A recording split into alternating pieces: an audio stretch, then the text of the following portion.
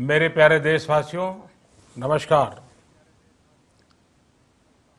Corona के खिलाफ लड़ाई में जनता कर्फ्यू से लेकर आज तक हम सभी भारतवासियों ने बहुत लंबा सफर तय किया है।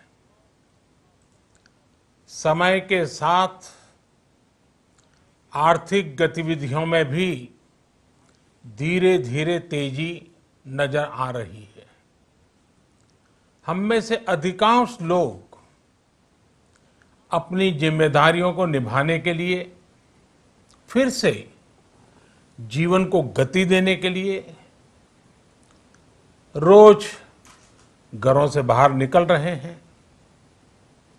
त्योहारों के इस मौसम में बाजारों में भी रौनक धीरे धीरे लौट रही है, लेकिन हमें ये भूलना नहीं है कि लॉकडाउन भले चला गया हो, वायरस नहीं गया है।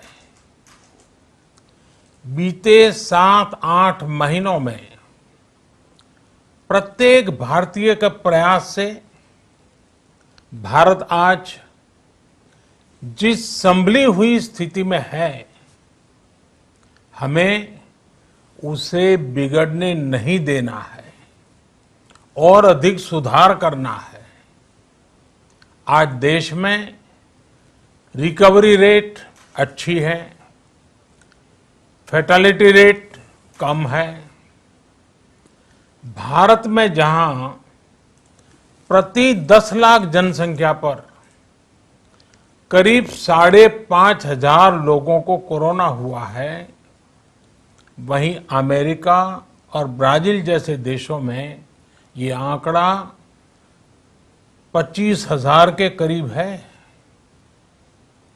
भारत में प्रति 10 लाख लोगों में मृत्यु दर 83 है, जबकि अमेरिका, ब्राजील, स्पेन, ब्रिटेन जैसे अनेक देशों में ये आंकड़ा 600 के पार है।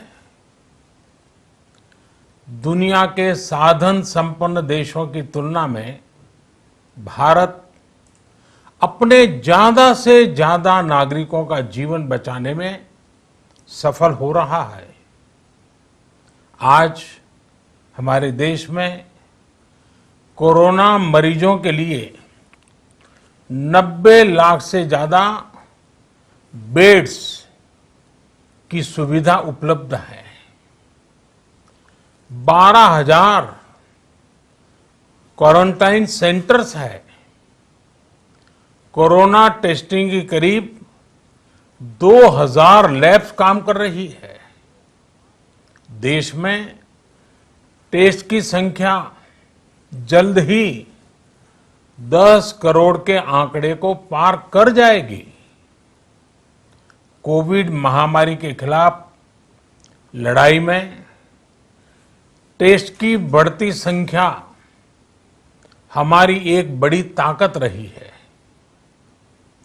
सेवा परमो धर्म के मंत्र पर चलते हुए हमारे डॉक्टर, हमारे नर्सिस, हमारे हेल्थ वर्कर्स, हमारे सुरक्षाकर्मी और भी सेवा के भाव से काम करने वाले लोग इतनी बड़ी आबादी की निस्वार्थ सेवा कर रहे हैं। इन सभी प्रयासों के बीच ये समय लापरवाह होने का नहीं है। ये समय ये मान लेने का नहीं है कि कोरोना चला गया या फिर अब कोरोना से कोई खतरा नहीं है।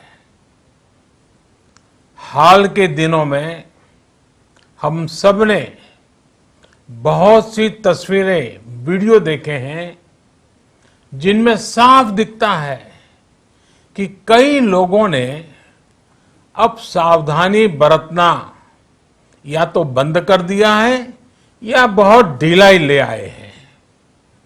ये बिल्कुल ठीक नहीं है। अगर आप लापरवाही बरत रहे हैं, बिना मास्क के बाहर निकल रहे हैं, तो आप अपने आप को, अपने परिवार को, अपने परिवार के बच्चों को, बुजुर्गों को उतने ही बड़े संकट में डाल रहे हैं। आप ध्यान रखिए, आज अमेरिका हो या फिर यूरोप के दूसरे देश, इन देशों में कोरोना के मामले कम हो रहे थे, लेकिन अचानक से फिर से बढ़ने लगे हैं और चिंताजनक वृद्धि हो रही है। साथियों, संत कबीरदास जी ने कहा है, पक्की खेती देख के गर्व किया किसान, अजहू जोला बहुत है, अजहू जोला बहुत है, घर आवे तब जान।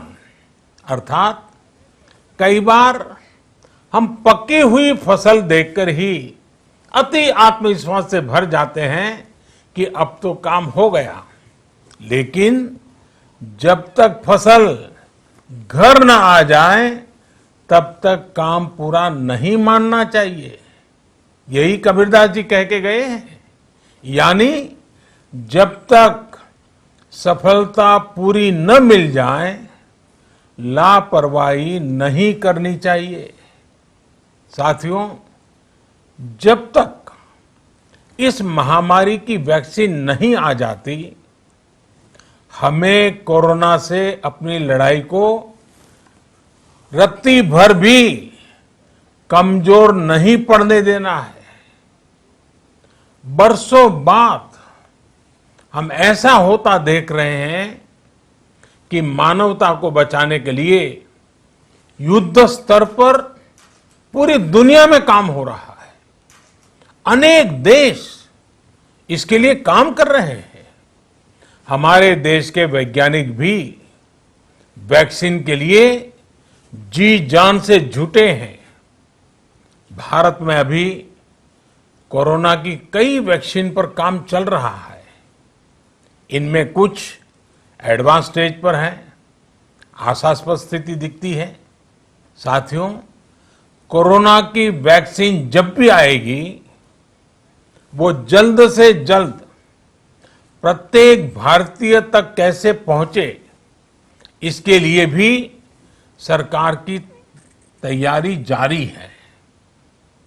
एक एक नागरिक तक वैक्सीन पहुंचे, इसके लिए तेजी से काम हो रहा है। साथियों, रामचरितमानस में बहुत ही शिक्षाप्रद बातें हैं, सीखने जैसी बातें हैं, लेकिन साथ साथ अनेक प्रकार की चेतावनियां भी हैं। जैसे रामचरितमानस में बहुत बड़ी बात कही गई है, रिपु रुज पावक पाप, रिपु रुज पावक पाप, प्रभु अहि गनीय न छोट करी। अर्थात आग, शत्रु, पाप यानी कि गलती और बीमारी, इन्हें कभी छोटा नहीं समझना चाहिए। जब तक इनका पूरा इलाज न हो जाए, इन्हें हल्के में नहीं लेना चाहिए। इसलिए याद रखिए, जब तक दवाई नहीं, तब तक ढिलाई नहीं। त्योहारों का समय हमारे जीवन में खुशियों का समय है, उल्लास का समय है। एक कठिन समय से निकलकर हम आगे बढ़ रहे हैं।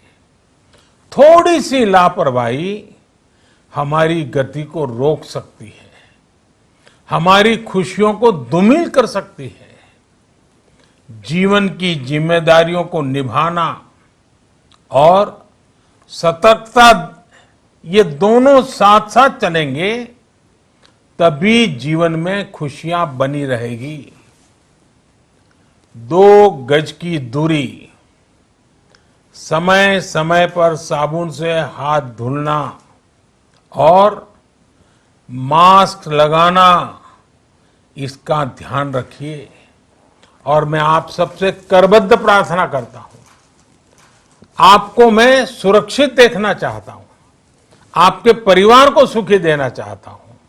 ये त्योहार आपके जीवन में उत्साह और उमंग भरे, ऐसा वातावरण चाहता हूं। और इसलिए मैं बार बार हर देशवासी से आग्रह करता हूं। मैं आज अपने मीडिया के साथियों से भी, सोशल मीडिया में जो सक्रिय हैं उन लोगों से भी बड़े आग्रह से कहना चाहता हूं कि आप जागरूकता लाने के लिए, इन नियमों का पालन करने के लिए जितना जन जागरण अभियान करेंगे, ये आपकी तरफ से देश की बहुत बड़ी सेवा होगी। आप जरूर हमें साथ दीजिए, देश के कोटि कोटि जनों को साथ दीजिए। मेरे प्यारे देशवासियों, स्वस्थ रहिए, तेज गति से आगे बढ़िए और हम सब मिलकर के देश को भी आगे बढ़ाएं।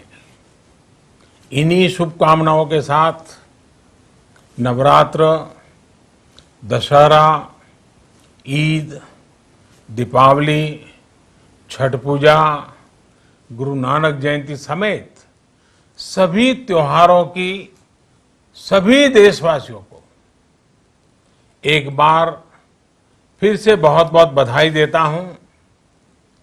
धन्यवाद।